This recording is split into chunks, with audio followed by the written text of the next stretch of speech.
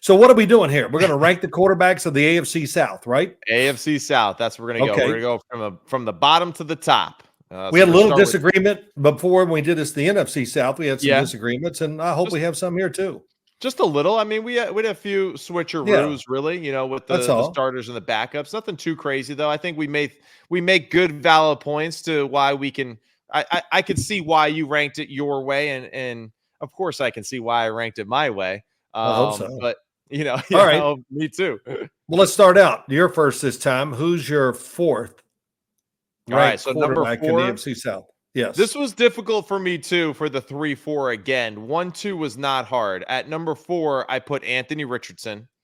Okay. I really wanted to put him at the 3 spot, but I put him at number 4 because I feel like just, we didn't get to see enough, right? We didn't see enough repetitions on the field. What I did see from him, I really liked. Of course, there's still the rawness of the position. There's still that times where, I don't think that he's really been through an NFL offense long enough to go through the progressions or to feel comfortable about what he's seeing and then reacting and playing fast.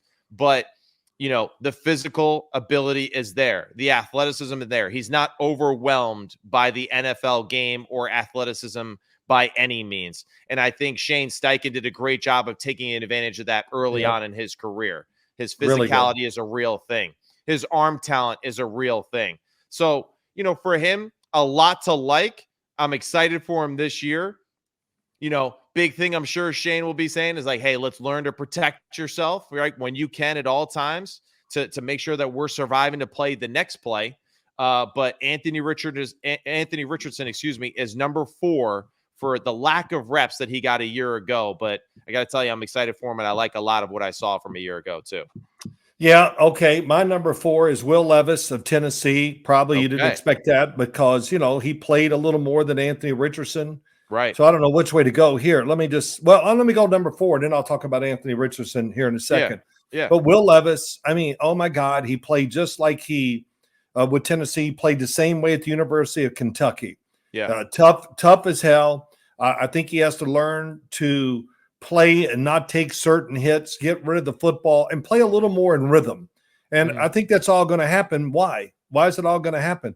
Well, because he's got a new offensive coordinator, and a head coach, Brian Callahan. So he's going to put him in positions. They've already kind of fixed the receiving core, everything like that. That's going to help.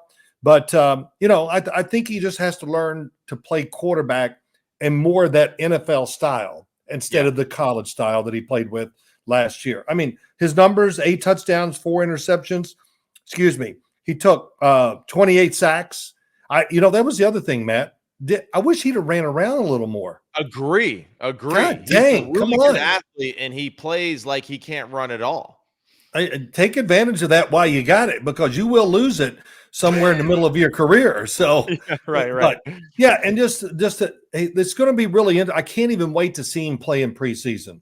Mm-hmm. I know I'm not going to overjudge preseason like I usually do. I'm going to make sure I don't this year. But just how it's going to change to soften him up a little with his shoulders and his arms. And I mean, the way sometimes I can see him back there, I think he's trying to pop the football with his grip. I mean, I'm serious. He's like, really? But he still makes a lot of dynamic throws. He makes some of the easy throws or routine throws. He's not great at those yet. And you got to be a great routine thrower. Throw in rhythm, make it easy on the receiver, make it easy on yourself. So I think this, if we don't see a different quarterback right away from what we saw last year, I think that's a big knock against Will Levis. Yeah. Because Brian Callahan is sitting over there. What do you do with Joe Burrow? Yeah, we could run it, but what the hell? Let's throw another one. Joe's in there, and they got these receivers, and I got Tyler Boyd to come down to help them out, get this system going, and the receiving core is better. So Will Levis was my number 4, but really anxious to see how he turns out this year.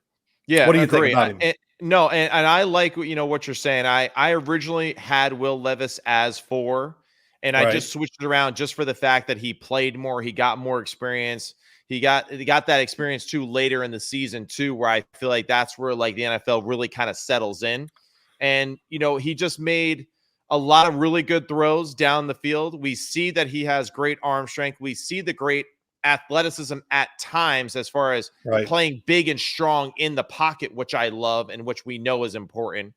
Right. He absolutely has to learn, though, how to, like what you said, right? Just play with better rhythm, have a softer feel in the pocket, right? With his feet, with his upper body. He's too tense all the time. He moves rigid. He moves like too just bulky.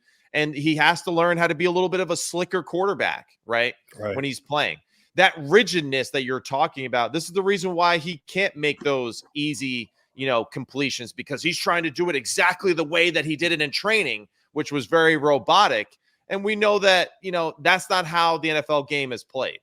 And, he really needs to tap into that a little bit more. And that's where, to me, I actually saw Anthony Richardson, he displayed some of that. He showed a slickness and a flexibility to his playing that I was very impressed with before he got injured, which got me very excited. Whereas Will, we saw the main product, right? Wow, strong arm, big, strong, but the rigidness really took him, I think, away from being, someone that's really going to hit that next level. So that, I hope, has been his main focus this offseason, is just being more graceful as a playmaker, right? And as a pocker and decision maker.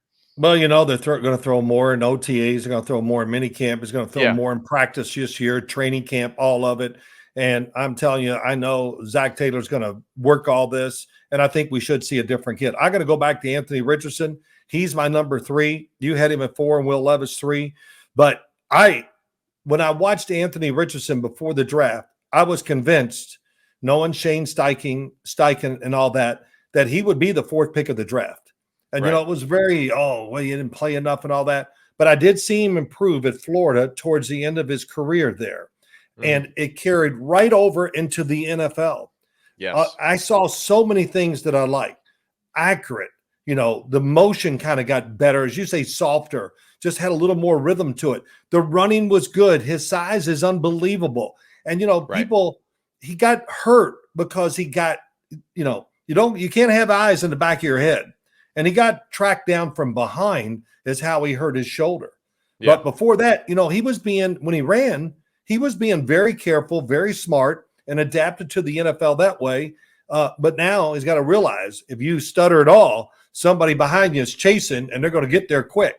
So, but everything they did, the offense, how they used him, his throwing, he's going to be a running threat. And I'd like to see more running off of drop back passes instead of design runs. That would be me.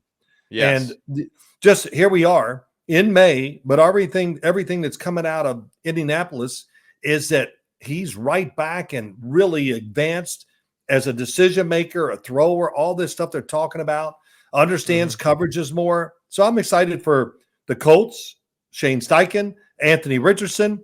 The receiving core is pretty good. They bolstered it the last couple years. So there's a lot to like there, and that's why I got Anthony Richardson at number 3.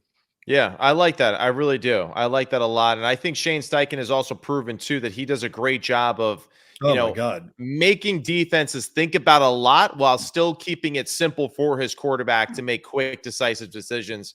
And you're right. Really, for both of Will Levis and Anthony Richardson, I want to see both of them, make more plays as runners in passing situations on the run more, right? And use their athleticism to extend plays that way, rather than just overall physical brute physicality, constantly from that position. So I think we see it the same way. Let's go now to your number 2 ranking in the AFC South, and that is who, Phil Simms?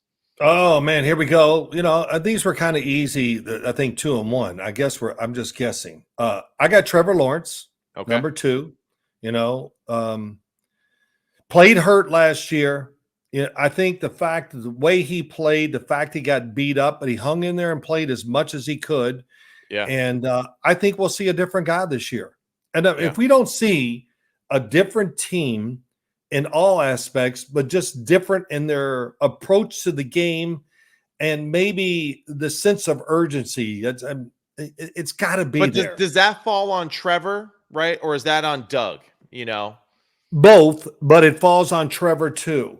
He's got to be just, when I watch him play, look, he can make all the throws.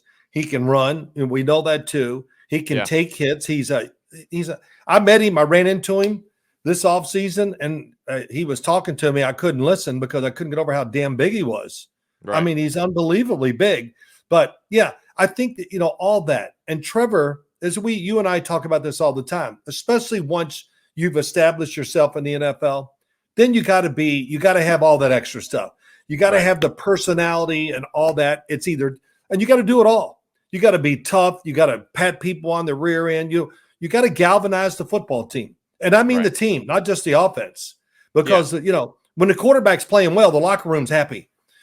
Defense say, hey, our guy's playing well. We can do this and that. And, that's probably how it come up. And Doug Peterson, he came under a lot of scrutiny when the season was over this offseason. I liked one of the statements he said. He goes, I keep hearing we got to be more physical. What play in the NFL is not physical? And of course, they all are. It's tough. But I think Doug Peterson is in the same little box that I just put Trevor Lawrence in. Yeah, they got to show leadership and do different things with his team. No, and I understand what Doug's trying to. That's a cute answer, but it's also this like there's a lot of games where your team got punched into the face and you got whooped around, and that really is an extension of you. I think Trevor showed a lot of grit and toughness this year. No doubt. I was really excited from what I saw from him. The past 2 years. There's no doubt since Doug has gotten there, we've gotten to see what Trevor really is capable of in the NFL. Now I feel like Trevor, continue to mature as a leader, as a pro, right? Be a more vocal, powerful leader in that locker room, a driving force to the team's success. But I think he really did display that he has that quality and ability. I saw a mic'd up thing of him this past year, and, he got a lot of criticism coming out of the draft because football is not everything to me and that kind of stuff. Like those conversations were circling around. Right. It's everything to him. He cares. It means a lot to him. And I think really it's more so, to me, it's on Doug. It really is. I think Trevor's got it. Doug, can you make it work now for your whole team? Because there was a lot of games where just like, man, Jacksonville's defense, where the hell are you? Like, come on, man. Like, can you make one big play to help the offense out a little bit, And then the offense, like, can we do anything to take some of the pressure off of Trevor? Is there any deception to our offense? Is there any physical running approach to their offense that allows Trevor to take a break for one play? So that's where I think Trevor's got it. He's probably one of the better underrated quarterbacks, like I think in the NFL. It's now up to the coach to get the most out of this kid now, right? Really for the sake of both of their jobs. I will say this about Trevor. Last year, it's been a honeymoon. First year, got rid of Urban Meyer. The second year with Doug Peterson was really, really good. Last year, it kind of went off the rails a little bit. He got hurt, got nicked, but he showed great toughness. And, I don't know what – I'm just saying, he got dirty. In other words, that's a great motivation for you. When the national media, not that they're against you, but they're kind of questioning you a little bit. And, the team and even the local fans and all that. So, that put your back up against the wall, whatever you want to say. And, one of my great is Terry Bradshaw. I saw a picture of him today and I don't know, in the paper somewhere, but he just said, you got to go to hell first. And I think last year they kind of went to hell. So their mentality is going to be so much different, Matt. And I think it really says the same thing about Trevor. It was probably the first time. When's the last time he really got criticized in his life? Maybe never. Right. And so I think that'll drive him forward. And I think we'll see a different team. He's going to be a different guy, not maybe physically, but just in his emotion, however it is, and how he leads the team, I think is very important. So, for sure. Did you have him at number 2? You didn't say, I don't think. At number 2 as well. He was my number 2 quarterback.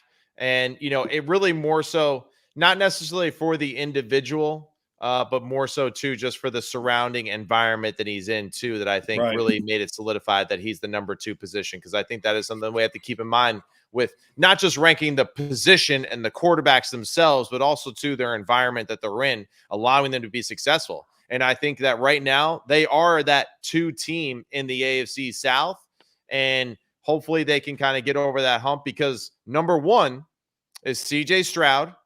And I got no doubt, right, about, just like I have no doubt with Trevor Lawrence's talent, I have no doubt with CJ Stroud's talent, but I believe in D'Amico Ryans more, right, as a leader, as a head coach, as an identity of like what he wants to see in his team and how they play, a little bit more than Doug Peterson at the moment. So that's where I'm really interested to see this sophomore year for CJ Stroud, what they do. But Bobby Slowick, he saw what the young quarterback can do mentally, what he is able to handle as far as the NFL game goes. Now they can be more creative and more dynamic as far as putting more on his plate, giving him that free reign to say, hey, just take over the game when you feel like it's necessary. And he's got great surrounding cast. The defensive coordinator / head coach is on it. And I think this is a team that is primed again to make another playoff run, because they really truly have a team identity and a toughness already. No doubt. I agree with everything you said. I'll say this, Bob Slowick, the offensive coordinator for the Houston Texans, did a great job last year. I'm going to say about week 10, 12, somewhere in there, as I was watching all teams and games, I went, oh my God. A lot of teams started copying Houston's pass plays, which I think he was ahead of the curve in many things he was doing. One of the things I loved, and I saw it more at the end of the year, it would be 3rd and 15 or 3rd and 18. He would run 2 receivers out there and block everybody. Sounds pretty simple, but it was genius. And the guys would run down the field and get to 25 yards deep, and you're a corner, hell, when are they going to stop? And they would pick up 3rd and 18s and 20s with these concepts. So everybody's copied. Everybody's going to be ready for that. Can Bobby Slowick go to the, I hate to say it, to the next level and get more? Can he just create more plays for his players? Now, when you talk about CJ Stroud, I wrote this down too. I thought he was mobile, and I thought it was a knock on him that just wasn't true, but he was incredibly so much more mobile than I expected. His movement, but really his movement just to throw the ball. Damn. I mean, it was really, really good. And, he's great at making the first guy miss and buying that extra second or two that you need. I think, too, with CJ, he threw well under pressure. And, he can do it because of that damn compact motion. It's most compact motion. Is it anybody got a more compact motion in the NFL, Matt? No. I don't think so. And he was an aggressive downfield thrower. They weren't trying to pick up first downs. They wanted 20s and 30s down in Houston. So I got nothing bad to say there. I will say this. Somebody told me this, and it's so true. They said after the first practice in training camp, if they were going to elect a captain, it would have been CJ Stroud. He already had the team behind him, and he demonstrated it on the field. And it just, everybody was buying in, So I think that was something else that probably caught me by surprise too. So he has that natural charisma that comes very natural, right, to him. It's not fake. It's not something that it's pretend or anything like that. Like we've seen for some other quarterbacks in the NFL that have been criticized about those things lately. This dude is 100% real all the time, and and then it's the physical aspects of it too, right? And he just athletic, slick in the pocket, natural, relaxed, great decision maker, can throw with great touch, can throw with great power, and then also throws it really well on the run. Last time I checked, if you could do all those things, you could be a pretty good NFL quarterback given the right circumstances. And luckily for him, despite having a new offensive coordinator, new head coach, they all kind of fit each other and what they're trying to do. And them losing to Baltimore, I think is it's a great thing for them overall. Because Baltimore, they got pushed around by Kansas City, right? So, if the Texans were like, man, we thought Baltimore was tough. It's like, but then you see the guy who beat the crap out of you get their ass beat. Now you're like, well, we got to really step up and really demand more toughness out of our football team. And I think that's going to serve them extremely well. They see where they got to go, Oh, that's the top. And, so you realize, well, we're not there yet. So, that's one thing. How about this? 23 touchdowns, 5 interceptions for the year. And the 2 playoff games, 3 touchdowns, no interceptions. So he takes care of the ball big time. And a lot of that comes with his decision-making, his talent, but also how they designed the offense in whole. It just really helps the quarterback. So, it was great. So he had a great year. And, now what, Matt? Can you do it again? That's That's what we want to know. Can you do it? Because that's what happens. Your last rep, baby. Can you do it again? And my answer would be, I like his chances. So I do. So let's do backups here real quick. What do you think there? The backups, we're going to rank them. Who's your number 4 backup in the AFC South? Number 4, I got Mac Jones as my number 4 backup in the AFC South. And really just I put him there for, he's got reps and experience, but, he needs to have a little bit of, he needs to find himself again. He really does. He needs to kind of develop again as far as just like, all right, what do I need to do, right, to be a successful quarterback again? And a lot of that, too, is not really necessarily his fault. I think the Patriots organization and Bill Belichick failed him in a lot of ways when they made a special teams guy and a defensive guy the offensive coordinator. And unfortunately for him, that trauma is going to hold on a little longer than he probably wanted to, right, because of how bad that was. But I got Mac Jones, number 4, and hopefully he can kind of right those wrongs and get back and find his way into a lineup one of these days soon. Okay, well, I'm going to do a quick Mac Jones. I got him at number 3, but here's what he's got to do. You got to throw the damn ball better, okay? What you're doing, it's not enough. It's just not enough in the NFL. You got to have more than 1 pitch. We need about 4, and he's got 1. And I wouldn't say you don't have to have more than 1 pitch, right? You just got to be like awesome at the 1. And I don't know if he has anything that he's awesome at. Okay, good point. He definitely doesn't. He's not when I look at it, he's one in the NFL, and everybody likes to get on me, and I see comments, oh, you just talk about arm strength too much. Well, you know why? Because it's really important. You think it's not important to him? To me, that is the number 1 thing he has going against him. Can you just put some more zip on the ball where you don't have to make everything perfect? So that's my thought there. But my number 4 backup was Davis Mills of Houston. Big guy, pretty good athlete, has a nice arm, all that stuff. But, he's a backup, and I think that's where he's going to stay in his career just because he loses control of the ball too much. When I say too much, that means 2 or 3 times a game, right? When you're in the NFL, if you lose control of the football 2 or 3 times, that's going to lead to some interceptions and times that you really can't afford to do it. So that's my number 3. Davis Mills was 4, Mac Jones was 3. Who's your number 3? My number 3, I have Mason Rudolph. Rudolph is number 3 for me as the best backups, right? The new addition to the Tennessee Titans. We were talking about it before we went on for the show. Guy that, a little bit of a journeyman, even though he's been on the same team for a very long time in the Pittsburgh Steelers, just kind of went through a little of everything, the highs and lows of it, had moments where like, all right, maybe he'll be the future. Then it gets taken away from him, and then he comes in, he plays really well and plays solid football a year ago. And I think just hanging around the league a long time, getting a lot of practice reps, playing a lot in the preseason, all those reps finally accumulating to being like, kids can do something, So I got Mason Rudolph as number 3 for the best backups in the AFC South. Well, I'm confused. You got Mason Rudolph at 3. Who'd you have it for? Mac Jones. Oh, yeah, Mac Jones. Oh, wow, that's right. Okay. Number 2? Who's your guy at number 2? Number 2, where it's interesting you had Davis Mills in this list. I actually put Case Keenum as the second best backup in the AFC South because of his experience. And I feel like, again, this isn't something that's like glaringly where he's a physical specimen of the field, but tough dude, tons of football experience, both in college and in the NFL. He's won playoff games. He's got a little bit of a gunslinger mentality to him, which I like. And I think that's good when you kind of have that backup because he's not going to be afraid to cut it loose. Yeah. Well, at number 2, I had Mason Rudolph.